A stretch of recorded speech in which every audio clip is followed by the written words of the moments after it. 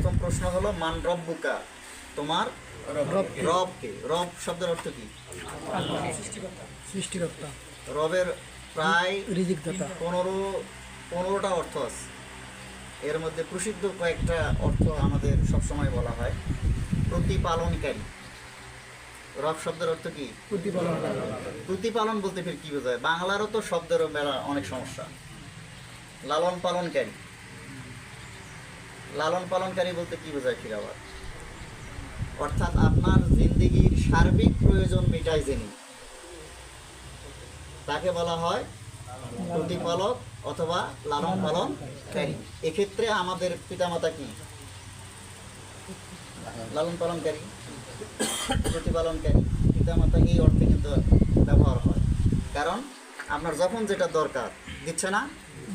যখন জন্মগ্রহণ করেছি তখন তো ন্যাংটা ছিলাম,